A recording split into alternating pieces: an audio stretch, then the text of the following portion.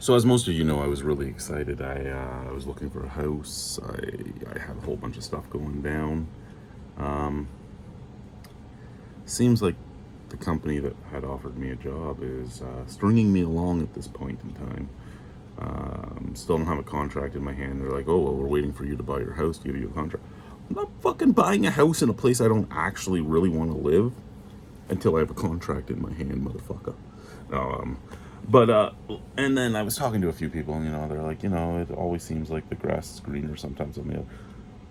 Look, I know I don't have rose-colored glasses on. I know that there's problems no matter where you live. There's always going to be something you don't like about a job. There's going to be something you don't like about the place you live. I need to get my family out of the north. School's canceled more than it's on. So my autistic son is fucking loving it. I'm not. He needs to be in school. His mother didn't make him participate in school. He stopped participating in grade 2. We got him in grade 6. We have made him participate since we've had him, but we also held him back a grade. We put him in grade 5 since he hadn't done any tests, he hadn't done anything. He just sat in class every day or got up and left. And now he's getting back to that attitude because school's always canceled. I'm working between 13 and 18 hours a day, depending on the day. I can't do this anymore. I'm stressed out because the stuff I'm supposed to do as my job isn't getting done because the stuff I hire people for, I'm having to do. The stuff that isn't in my job description, I have to do. All the maintenance I have to do, all the snow removal I have to do. Like I'm in charge of everything. I don't get paid the money I should be getting paid for the profits of this store and what's expected of me.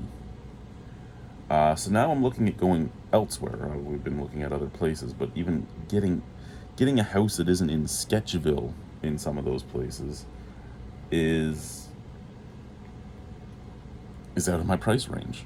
And then going to small towns, I need to have a job first in a small town because there is not a lot of jobs in the small towns. And you're stuck in a catch-22. There's all these places that would hire you and they talk to you and they're like, yeah, you'd be a perfect fit, but we need you to be living here before you apply. And I'm like, but I'm relocating. You're not looking to fill the position for a few months. Give me the contract. I will get there by the time it's open. Like, we need an address first. So, and then some people are like, well, why don't you rent a house in one of those? Why would it? It's gonna cost me as much money to get out of here, regardless of whether I'm renting or buying. And then I'm just paying the rental fees for places that I could have bought for cheaper than they're being rented for. And then you get, well, you're in charge of the updates and all this.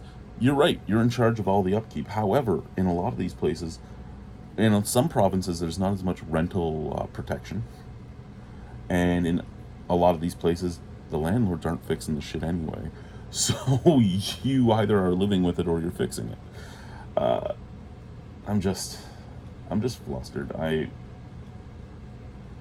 tried everything I can to save money, and just it always seems to be something, and I'm at a breaking point. Like, I don't have the money to buy furniture and appliances and everything else, which is fine. I can live with less until I'm ready, but I need to get my family out, and I'm starting to fucking circle because I'm like, what kind of man am I? I can't even get my family out of this. We're stuck. We're stuck. We're stuck. And that's nothing against the company. I mean, like I said, there's pros and cons to this company, and we've talked about the pros and cons in the past. And I mean, for some people, the pros vastly outweigh the cons. For some people, the pros just slightly outweigh the cons. Some people, it's pretty even. For us, it's fairly even. Um, but after the amount of time we've been up here, it's time to go. But I don't have it. Chartering a plane to get out is between $6,000 and $12,000. Then you got to get somebody back to Ottawa to pick up our vehicle. Then you got to get what we have in Ottawa over here. And even if we charter our plane, we're still not even getting all of our clothes out. Mailing clothes out is like $150 a box. It's